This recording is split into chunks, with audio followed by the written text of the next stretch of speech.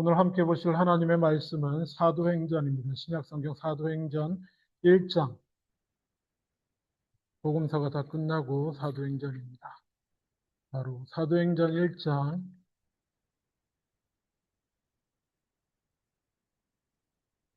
1절로 8절까지 말씀입니다. 제가 가진 성경으로는 신약성경 187페이지 사도행전 1장 1절로 8절. 앞에 본문은 4절씩 이렇게 나누어서 되어 있습니다. 제가 성경을 봉독하겠습니다. 사도행전 1장 1절로 8절. 데오빌로여, 내가 먼저 쓴 글에는 무릇 예수께서 행하시며 가르치시기를 시작하신부터 그가 택하신 사도들에게 성령으로 명하시고 승천하신 날까지의 일을 기록하였노라. 그가 고난받으신 후에 또한 그들에게 확실한 많은 증거로 친히 살아계심을 나타내사 40일 동안 그들에게 보이시며 하나님 나라의 일을 말씀하시니라. 사도와 함께 모이사 그들에게 분부하여 이르시되 예루살렘을 떠나지 말고 내게서 들은 바 아버지께서 약속하신 것을 기다리라. 요한은 물로 세례를 베풀었으나 너희는 몇 날이 못되어 성령으로 세례를 받으리라 하셨느니라. 그들이 모였을 때에 예수께 여쭈어 이르되 주께서 이스라엘 나라를 회복하심이 이때니까 하니 이르시되 때와 시기는 아버지께서 자기의 권한에 두셨으니 너희가 알 바 아니요 오직 성령이 너희에게 임하시면 너희가 권능을 받고 예루살렘과 온 유대와 사마리아와 땅끝까지 이르러 내 증인이 되리라 하시니라. 아멘. 아멘. 오늘은 성령 강림주일로 지킵니다. 예수님께서 십자가에 달려 죽으시고 부활하시고 그리고 승천하신 후에 성령이 이 땅에 보혜사 성령이 임하신 것을 그날을 기념하여서 거의 초창기 교회 때부터 성령 강림주일로 이렇게 지키고 있습니다. 어떤 분들은 이날을 교회가 시작된 날이다 이렇게 표현을 합니다. 그만큼 무슨 뜻이겠습니까? 교회는 성령으로만 움직이고 뭐라 그럴까요? 자라고 성장하고 교회는 성령과 함께 시작되었다라는 고백과 같습니다. 그래서 교회가 교회되는 것은 하나님의 성령이 이곳에 계실 때입니다. 그래서 우리 목사들끼리 가끔 이렇게 서로 농담 반 진담 반으로 성령은 떠나고 조직만 남았다 이러면서 가끔 교회에 대한 안타까움을 표할 때 커지니까 조직은 생기고 그리고 행사도 생기고 일도 생기고 하니까 많은 인원을 고용하고 세워서 이렇게 하던 일 잘 돌아가게 만들어 놓는데 그러면 뭐합니까? 성령이 없으면 성령이 떠나고 조직만 남으면 거기에는 교회가 아니고요. 종교 회사인 거죠. 놀랍게도 꼬박꼬박 수입도 들어옵니다. 수입도 들어오고 지출도 발생하고 심지어 미래 계획도 세웁니다. 네? 몇 개년 계획도 세우고 비전. 회사가 하는 것과 거의 똑같아요. 우리 회사의 비전, 우리 회사의 올해 목표, 달성 과제, 이걸 위해서 어떻게 할 것인가 부서별로 쫙. 거기에 성령이 없으면 교회가 아닌 줄로 믿습니다. 성령이 떠나고 조직만 남으면 교회가 아니고 이건 비단 교회만의 문제가 아닙니다. 사실 교회가 뭡니까? 교회가 저와 여러분입니다. 저와 여러분 구원받은 백성의 모임이 교회입니다. 자, 우리도 어떻습니까? 우리도 성령이 물론 신학적으로 따지지 말고 그냥 들으세요. 성령이 떠나면 성령이 없으면 우리는 뭡니까? 아무것도 아닙니다. 그러니까 다르게 표현할게요. 그냥 너무 성령 충만을 잃어버리고 나면 구원받은 표시가 성령이 우리 가운데 있는 것이고 그런 의미에서 성령이 정말 내 안에 없다면 나는 하나님의 백성도 아닌 것이고 구원받은 자도 아닌 것입니다. 다행히 감사하게도 믿음으로 예수 그리스도를 사도행전에 2장에 나오는 것처럼 2장인가요? 3장인가요? 베드로의 설교에서 나오는 것처럼 주 예수를 믿으면 믿음으로 고백하는 그 순간에 성령이 우리 가운데 성령을 선물로 주신다고 말씀하고 약속해 주셔서 그렇지만 어쨌거나 성령이 없으면 성령이 떠나고 육신만 남으면 우리도 아무것도 아닌 것입니다. 성령이 떠날 리는 없습니다. 오해하지 마십시오. 성령이 있지만 성령 충만함을 잃어버리면 나는 우리가 하나님을 믿는 사람인지 아닌지 정말 안 믿는 사람과 아무것도 다를 게 없는 삶이고 그런 존재가 된다는 것입니다. 마지막에 부끄러운 구원이라고 할 만한 것을 얻을 수 있을지도 모르겠습니다.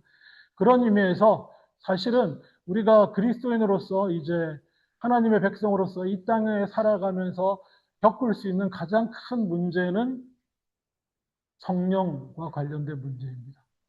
이건 오늘날만의 문제가 아닙니다. 다윗이 그 시편에서 노래하듯이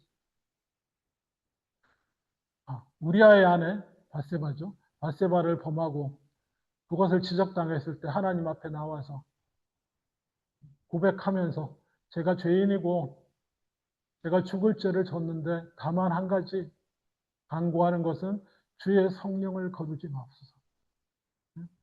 제가 죽을 죄인인데 마땅히 죽어 마땅한 자지만 주님 성령을 거두지 마옵소서. 오늘날에도 똑같습니다. 우리가 성령의 충만함을 잃게 되면 그리스도인으로서 그만큼의 비참함이 없어요. 내가 뭐하고 있는지 싶고 조직 안에서 돌아가든지 아니면 내가 신앙인으로서 살아가는 어떤 그 삶의 관성에 밀려서 예배드리고 주일날 수십 년 다니다 보니까 예배드리러 안 나가면 되게 찝찝하고 어떤 이런 관성들에 따라서 우리의 어떤 믿음의 생활을 유지한다고 해도 그것은 껍데기밖에 없는 것입니다. 정말 교회도 그렇고 성도도 그렇고 성령을 놓치면 성령의 충만함을 잃어버리고 나면 그냥 아무것도 아닙니다. 그런 의미에서 오늘의 본문을 한번 살펴보기를 원합니다. 제일 처음에 사도행전은 누가 썼는지 아십니까? 누가가 썼습니다. 왜냐? 1절에 이렇게 말하고 있습니다. 데오빌로요, 내가 먼저 쓴 글에는 먼저 쓴 글이라고 나옵니다. 이 먼저 쓴 글이 누가복음입니다. 그리고 누가복음도 동일하게 시작을 보면 데오빌로라고 하는 각하의 호칭이 붙는 아마 로마 관리였던 것 같습니다. 근데 또 어떻게 보면 이 이름 자체가 신의 사랑을 받은 자 아니면 신을 사랑하는 자, 데오스가 신이고 빌레오, 이게 필레오 말씀드렸잖아요. 사랑 중에 필레오 할 때 거기서 나오는 단어입니다. 빌라델비아도 형제 사랑 앞에 나오는 빌라가 사랑 필레오인데 하여튼 데오빌로라고 하는 이름 흔할 수도 있는 이름이고 어쩌면 특정한 한 개인의 이름인데 그 사람에게 복음서를 먼저 써서 보냈고 복음서는 뭡니까? 예수 그리스도의 행적을 써서 보낸 다음에 일부라고 해야 될까요? 아니면 그냥 한 권인데 앞뒤로 나눴다고 보내고 두 번째가 이제 예수 그리스도의 승천하신 후에 지금의 교회가 세워져 있는 당신이 속해 있는 우리 지금 교회가 어떻게 세워지게 됐는지에 관한 내용을 2부처럼 물론 성령의 역사로 적어서 보낸 게 사도행전입니다. 그래서 1절을 이렇게 시작하는 거예요. 먼저 쓴 글에는 예수께서 행하시며 가르치시기를 시작하신부터 그가 택하신 사도들에게 성령으로 명하시고 승천하신 날까지의 일을 기록하였노라. 그리고 이제는 뭘 적느냐? 그 내용을 서론처럼 한 줄 쓰고 계속 씁니다. 3절 보세요. 그가 고난받으신 후에 또한 그들에게 확실한 많은 증거로 친히 살아계심을 나타내사 40일 동안 그들에게 보이시며 하나님 나라의 일을 말씀하시니라. 바울이 누누이 예수님의 부활에 대해서 얘기할 때 아직도 나도 보았고 500여 형제에게 일시에 나타나셨다라고 하는 그 장면이 이 장면입니다. 마지막에 모였을 때 이 장면이고, 그래서 하나님의 나라의 일을 계속 말씀해 주셨고, 이제 오늘의 주제는 사실은 4절부터입니다. 예수님이 승천하시면서 제자들에게 이 땅에서의 마지막 명령을 주시는데, 그게 뭐냐 하면 사도와 함께 모이사, 4절 보세요. 그들에게 분부하여 이르시되 예루살렘을 떠나지 말고 내게서 들은 바 내 아버지께서 약속하신 것을 기다리라. 아버지께서 약속하신 것을 기다리라고 하시는 명령을 주십니다. 지금은 압니다. 지금은 우리가 이게 뭡니까? 주시겠다고 약속하신 거? 보혜사 성령입니다. 보혜사 성령. 그리고 뭐 많은 그리스도인들이 성령이 임하고 내가 성령의 충만함 가운데 들어가고 성령이 내 안에서 역사하신다라는 게 뭔지 이해합니다. 뭔지 경험적으로 알고 계시는 분들도 있습니다. 그래서 이거 보면 대체로 이렇게 이해되는 부분들이 있는데, 그냥 한 가지 생각하실 것은 이때는 성령이 임하시는 건 처음이라는 것입니다. 이 명령을 들은 제자들은 어떤 입장이겠습니까? 뭔진 모르지만 예수님이 가르쳐 주셨던 또 다른 보혜사, 나는 가지만 나도 보혜사인데 너희 옆에 있으며 너희를 돌보고 가르치고 하는, 나는 가지만 나 대신에 또 다른 보혜사인 성령이 이제는 시공간을 초월한 영적인 존재로서 너희에게 임하실 것이고 함께 할 것이다라는 그 말씀을 이미 하셨지만 제자들의 상태를 볼 때 얼마나 기억을 하고 그 성령을 기다리라는 뜻인가, 뭐 그런 분 많이 계셨겠죠. 하여간 그렇습니다. 그래서 그런 느낌으로 기다리는 것입니다. 기대 반, 걱정 반, 두려움 반으로. 어쨌든 그 기다리라는 명령을 하시고 넘어가 주세요. 5절에 보면 거기에 대해서 설명을 하십니다. 요한은 물로 세례를 베풀었으나 너희는 몇 날이 못 되어 성령으로 세례를 받으리라. 라고. 성령이 임하실 것을 얘기하시면서 그걸 뭐에 비유하셨냐면, 뭐로 표현하셨냐고 하면 성령을 세례라고 표현하셨어요. 성령을 세례. 이건 딴 사람의 해석도 아니고 예수님의 말씀입니다. 세례 요한은 와서 너에게 물로 세례를 베풀었으나 나는 성령으로 세례를 베풀 텐데 너희가 그 성령의 세례를 받을 것이다. 물과 성령, 물과 불이 예수님이 말씀하실 때 구원과 관련해서 항상 같이 나오는 것을 볼 수 있습니다. 기억하시나요? 지난주에도 인용했던 요한복음 3장에 니고데모에게 말씀하신 거 기억나시죠?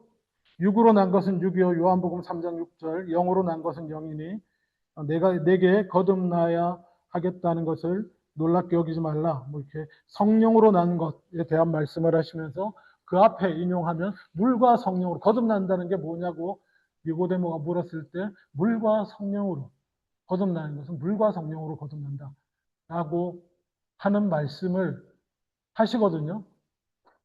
그래서 마지막으로도 물로 세례를 이미 받았는데 너희는 또 성령으로 세례를 받아야 한다. 이것은 성령으로 주어지는 세례와 같다라고 말씀하십니다. 여러분, 이게 무슨 말씀일까요? 입장에 따라 다 다릅니다. 여러분, 성령 세례하면 신앙생활 좀 해보신 분들은 뭐가 떠오릅니까? 성령 세례 그러면 어떤 그 떠오르는 교단이 있지 않습니까? 순복음 교회 뭐 이런데 영어로 하면 펜타코스탈 처치. 그 교회사의 한 흐름으로 있는데 성령을 강조하는 어떤 교회사적인 흐름이 있고 이렇게 말씀을 강조하는 또 교회사적인 흐름이 있는데 치우치지 않는 게 중요합니다. 치우치지 않는 게 중요하긴 한데 어쨌거나 여러분 그러면 일단 성령 세례를 얘기하기 전에 성령 먼저 언급되고 있는 물 세례는 어떤 의미입니까, 여러분? 여러분 여기 대부분 세례 받으셨죠? 예수 믿고 나서 세례 받으셨는데 세례 받을 때 설명을 다 들으셨겠지만 물로 받는 세례는 어떤 의미입니까? 그리고 물의 세례, 요한의 세례라고 하는 것이 정확히 어떤 뜻입니까? 이것저것 우리가 나중에 신학적인 이해들을 많이 구하기도 하고, 저는 세례 받을 때 우리 아이들이나 처음 세례 받는 분한테 세례라고 하는 것은 결혼 반지와 같은 것입니다. 이렇게 비유적으로 설명하는데 100% 맞는 건 아닙니다. 제가 그렇게 강조하는 것은 결혼이라는 게 중요하지 서로 사랑해서 영원히 함께하기로 하는 게 중요하고, 반지는 뭡니까? 함께하기로 한 것을 공적으로 약속했음을 서로 그 반지를 주고받음으로 그걸 보면서 기억하는 거잖아요. 그렇죠? 그래서 저는 세례를 결혼 반지와 같다라고 설명을 하는데 100% 맞는 비유는 아니고요. 정확히 말해서 세례 요한의 세례는 성경에서 딱 이렇게 표현합니다. 사도행전 13장 24절에 보면 그가 오시기에 앞서 요한이 먼저 회개의 세례를 이스라엘 모든 백성에게 전파하니라. 요한의 세례는 성경에서 이렇게 규정이 됩니다. 그것은 회개의 세례다. 예수님의 세례 요한을 이어서 예수님의 선포의 핵심, 예수님이 이 땅에 오신 선포의 핵심이 뭐라고 말씀드렸습니까? 회개하라, 하나님의 나라가 가까웠느니라입니다. 하나님의 나라에 이미 임했고 임하시는 하나님 나라에 동참할 수 있는 그 조건이 뭡니까? 회개하는 것입니다. 돌이키는 것입니다. 그리고 요한의 세례는 뭡니까? 그 회개하라는 말씀을 듣고 돌이킨 사람들에게 회개했다는 증거로 주어지는 것입니다. 네가 이제 그 과거의 하나님 나라와 상관없이, 하나님과 상관없이 네 마음대로 네가 옳다고 생각하는 대로 아니면 네 욕심대로 살던 삶을 버리고 이제는 구원받기 위해 돌아서서 회개하고 돌아서서 하나님의 나라로 향해 나아가게 되었음을 뭐라 그럴까요? 성경적 표현을 빌리면 일종의 인을 친 것, 정말 반지를 끼우고 공적으로 사람들 앞에서 하나님 앞에서 확인하는 것, 그게 물 세례다. 물로 받는 세례인 것입니다. 물 세례는 회개의 세례를 말합니다. 그러면 불 세례는 뭘까요? 성령 세례는 뭡니까? 성령으로 세례받는다는 것. 여러분, 성령 세례하면 이렇게 물론 그 실제로 초대교회 우리 사도행전의 기억에 보면 이렇게 불의 혀 같은 것이 임하고 머리 위로 이렇게 불의 혀가 딴 게 아니고 이렇게 불 끝에 이렇게 일랑이는 건데 그게 각 사람 머리에 임한 듯 했다 이렇게 말해주고 있는데요. 그래서 우리가 성령으로 세례받는다 하면 여러분 무슨 생각이 듭니까? 보통 물세례하고 겹쳐가지고 이렇게 막 머리 위로 이렇게 뭔가 불 같은 성령이 우리가 물새에 물 뿌리듯이 이렇게 임하는 것처럼 이렇게 우리가 이미지화 되잖아요. 그렇지 않습니까? 성령으로 세례 받는다 그러면 근데 말입니다. 원래 세례는 어떤 건지 아십니까? 원래 세례 예수님이 받으신 요한이 베풀었던 원래 세례는 물에 들어가는 겁니다. 물을 머리에 뿌리는 게 아니고요. 원래 세례는 물에 들어가는 겁니다. 온몸이 물로 들어가는 겁니다. 네가 와야지 하람아. 일로 와. 엄마 여기 있어. 이리 와. 엄마 예배 드리고 있어. 일로 와. 네가 엄마한테 가야지. 네가 엄마를 오라 가라 그러지 말고 엄마 저기 있네. 엄마한테 가야지.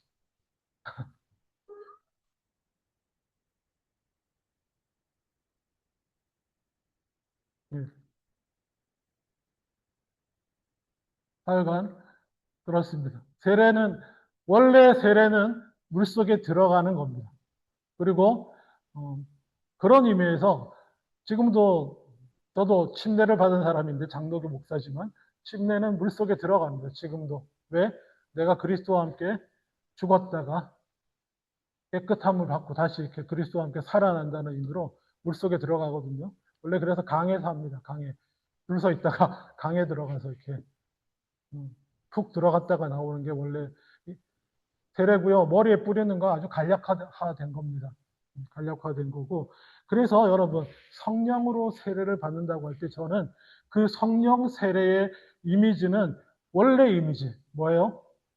성령 가운데, 그 임한 성령 가운데 우리가 푹 잠기는 것. 어쩌면 성령 충만과도 같은, 빈틈없이 내가 성령에 잠겼다가 잠기게 되는 그런 거를 임해하는 것이 아닐까 저는 그렇게 생각해 봅니다. 그리고 여러분이 성령의 세례의 결과물로서 무엇이 일어납니까? 8절에 보면 내 증인이 되리라 이렇게 말씀하시잖아요. 실제로 예수님의 부활과 승천을 두 눈으로 목격한 제자들도 무기력했습니다. 저분이 하나님의 아들인 것 같기는 하다. 맞기는 맞고, 그래, 그동안 가르치신 말씀이 다 진리겠구나.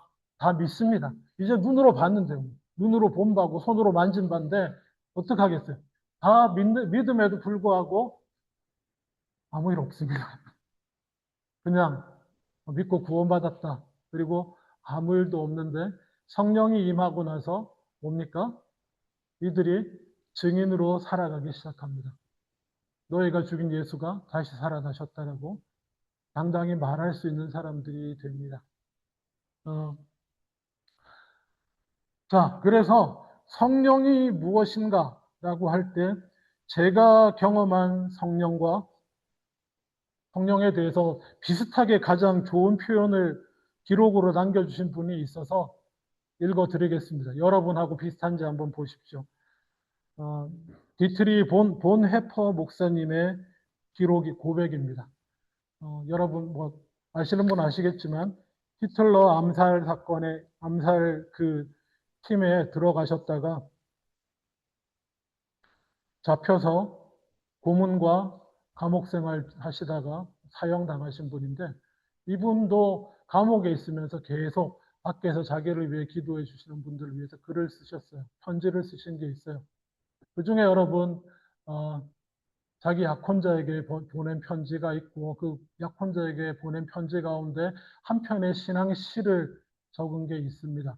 그 시를 가지고 독일 교회가 곡을 붙여서 찬송으로 부르는 게 있습니다. 여러분 아시죠? 우리도 불렀는데 선한 능력으로 선한 능력에 고요히 감싸여 뭐 이런 표현들이 있잖아요. 어. 그런 시를 쓰신 분인데 하여튼 그가 쓰신 그분이 쓴 편지 중에 고문받고 난 다음에 어, 그 심경을 쓴 글이 편지가 남아 있습니다. 그게 지금 책으로도 나와 있는데 제가 읽어드릴게요. 거기에 저는 그날 밤을 생생하게 기억합니다. 고문이 있던 밤이에요. 고문이 있던 그날 밤을 생생하게 기억합니다. 더 이상 참을 수 없다고 느꼈던 무력함과 고통, 그리고 감당할 수 없는 폭력과 증오 때문에 증오를 당하신 거죠. 당한 것 때문에 저를 구원하시려면 죽음을 보내달라고 하나님께 기도했던 것을 생생하게 기억합니다. 그날 밤 나는 하나님과 씨름했고 마침내 도움이 너무나 절실해졌을 때 그분께 다가가 울었습니다.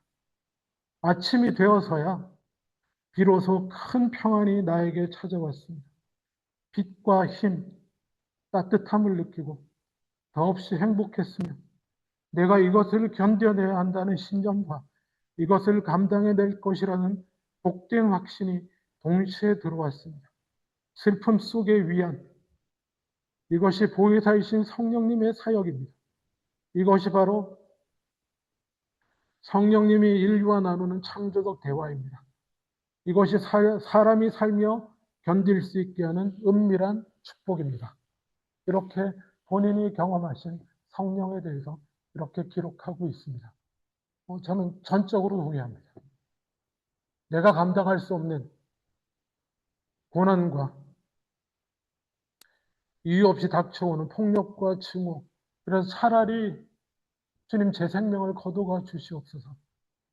라는 고통 가운데 주님께 붙들릴 때, 어, 그 내가 만들어내는 어떤 것이 아닙니다. 내 무의식과 내가 만들어내는 어떤 것이 아니고 설명할 수 없는 하늘로부터 이제 저 영혼 깊은 곳에서부터 나를 감싸는 그 선한 능력이 있습니다. 그동안의 절망과 낙심과 다 던져버리고 이제 그냥 차라리 죽는 게 낫겠다라고 싶은 내 영혼 그 깊은 곳에서 이 따뜻함이 나를 감싸고 이해할 수 없지만 감사와 기쁨이 그리고 내가 더 살아갈 수 있겠다. 내가 이 길을 마무리할 수 있겠다라고 하는 이런 뭐 능력이라고 표현하죠. 능력과 힘이 나를 감쌉니다. 제가 그래서 그 선한 능력으로라는 찬양을 참 좋아합니다. 그 능력이 나를 일으켜 세우고 그 어디서도 기쁨과 평안을 그리고 사랑을 붙들 데가 없는데 이 땅에 아무 데도 붙들 데가 없는데 그 기쁨과 평안과 사랑이 나를 채웁니다. 아마 비슷하게 경험하시는 분들 많으신 줄로 믿습니다. 성령은 그런 의미에서 이렇게 성령이 살아계시고 나와 함께 하심을 경험한 사람에게는 어떤 확신 같은 게 생기게 됩니다.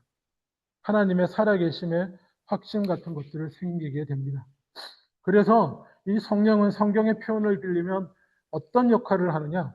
에베소서 고린도후서 1장 22절에 보면 그가 또한 우리에게 인치시고 보증으로 우리 마음에 성령을 주셨느니라. 아멘. 성령은 마치 그리스도인들에게 믿음의 도장을 찍는 것과 같습니다. 이게 성령 세례라고 저는 생각합니다. 물 세례는 뭡니까? 내가 회개하고 예수님 믿기로 하고 회개한 사실을 공적으로 물로 이렇게 몸으로 느낌으로 물에 들어가서 확인받는 거라고 한다면 그래서 말입니다. 군대 가면 세례를 줍니다. 교회에서. 그러면 진짜 이게 뭔가 싶게 쫙 무릎 꿇고 쫙 앉혀놓고 이렇게 바바바바바 그건 아니지만 마치 그렇게 세례를 주는데 이게 무슨 의미가 있냐 싶죠? 네, 의미가 있습니다. 받은 사람은요, 진짜 누가 봐도 내가 뭐 믿음이 있나 싶은데 내가 그 세례받았다고 하는 그 기억, 그것이 놀랍게도 그 사람을 붙들어줘요. 안 붙들어주는 사람도 많지만 진짜 과연 그렇나 싶을 정도로 그냥 물로 내가 세례받았다는 그 사실이 나를 붙들어줍니다. 물 세례조차도 그런 인치심의 의미가 있어요. 근데 이거는 뭡니까? 내 영혼에 도장을 찍는 거예요. 내 영혼에. 살아계신 성령이 내 영혼에 충만히 임함으로 인해서 그분의 살아계심을 나를 바꿔놓으심으로 보여주심으로 그게 내가 구원받은 택함받은 하나님의 백성이라는 보증이 되고 그게 성령의 인치심이라고 표현하는 겁니다. 도장 찍으신 거. 저는 그래서 예수님이 말씀하실 때 물과 성령으로 거듭나야 된다. 이렇게 이해합니다. 내가 물론 이것도 성령의 역사지만 주님을 믿기로 결단하고 나아가서 회개하고 물 세례를 받습니다. 그런 자에게 이제 하나님께서 변개할 수 없는 하나님의 백성이라는 확신의 도장을 성령으로 우리 안에 부어주시는 줄로 믿습니다. 그러면 물세례만 받으면 구원 못 받았냐? 아니, 그런 얘기가 아니고요. 우리가 성경적으로 보면 우리가 회개할 때에 회개하고 예수 그리스도를 믿기로 할 때에 성령은 우리에게 주어진다라고 성경은 말하고 있습니다. 이걸 언제 한번 또 더 깊이 나눌 수 있는 기회가 있으면 좋겠습니다만은 요한의 세례만 알던 사람들이 또 성령을 알게 되고 성령 받게 되고 요한의 세례는 물 세례인데 물 세례만 받고 그리스도인이 되었던 사람들 성령이 있는지도 몰랐던 사람들에 대한 기록도 성경에 나와 있습니다. 사도행전 19장 이하에 보면 있는데 어쨌든 이거는 좀 나중에 천천히 더 나누기로 하고요. 그래서 성령은 우리에게 믿을 때 우리에게 들어오지만 장로교식으로 교리식으로 표현하면 이렇습니다. 그 다음에 우리가 어떤 느낌이 없어도 회개하고 하는 그 순간에 그리고 세례받기로 물 세례받기로 하는 순간에 이미 성령은 우리 안에 들어와 계시고 그런 의미에서 성령 세례라고 하는 표현은 또 우리가 그냥 우리 인간의 관점에서 목회적 관점에서 어떤 그 성령 충만한 역사 가운데서 내가 이렇게 느껴지고 내 영혼이 변화되는 것들이 경험될 때 또 우리가 성령을 받았음을 확인하게 되는 그러니까 그래서 인치심을 경험하게 되는 내가 성령 세례도 받은 자임을 확인하게 되는 어떤 그런 것이 아닐까. 이거는 그냥 설명이고 어쨌든 성령은 진행형입니다. 그래서 어렵다고 말씀드렸잖아요. 우리 믿는 하나님을 믿는 사람들 가운데 실제로 역사하고 지금도 일하시고 구원하시고 변화하시는 진행형의 일이기 때문에 그때그때 학적으로 정리하기가 쉽지는 않습니다만 그냥 그 정도로 이해하시면 되지 않겠습니까? 물로 세례받아서 인치심을 받는 것처럼 성령으로 우리 영혼의 구원의 백성으로서 인치심을 받는 겁니다. 물론 성경은 이렇게도 말합니다. 성령을 소멸치 말라라는 표현도 있습니다. 일일이 성경 찾지 않겠습니다.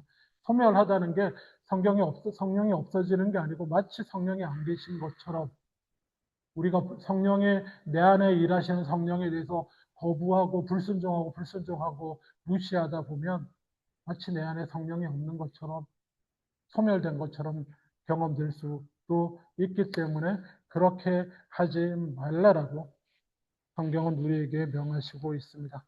그리고 마지막으로 다시 한번 한 가지 더 기억하기를 원합니다. 여러분, 성령은 어떻게 받습니까?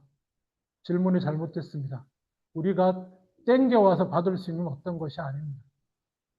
우리 한국 무속적 신앙의 배경, 무속적인 컬처에 있는 우리 한국 사람들은 무당이 하는 거 있죠, 무당이. 무당은 뭐 합니까? 신내림을 받으려고 애쓰잖아요. 이렇게 춤도 추고, 재물도 바치고, 펄쩍펄쩍 뛰면서. 네? 성령을 그래야 받는 줄로 믿는 사람이 있습니다. 물론 뭔가 영이 들어가긴 할 겁니다. 원래 영이 많아가지고. 성령은 하나뿐입니다. 홀리 스피릿은 한 가지뿐이에요. 하나님의 영은 한 가지뿐입니다. 성령은 그렇게 받는 거 아닙니다. 여러분, 저는 무당 굿하는 거 보면 항상 엘리야가 기억납니다. 바알과 아세라의 선지자들과 대결할 때 엘리야의 모습. 자, 불이 임해서 태워야 되는데 바알과 아세라의 선지자들을 뭐 합니까? 불 내려달라고 막 하다가 발광을 합니다. 춤추고 노래하다가 나중에는 뭡니까? 자기 몸에 상처를 내면서 아주 지랄 발광을 해요. 성령이 임해달라고. 성령이 아니죠. 죄송합니다.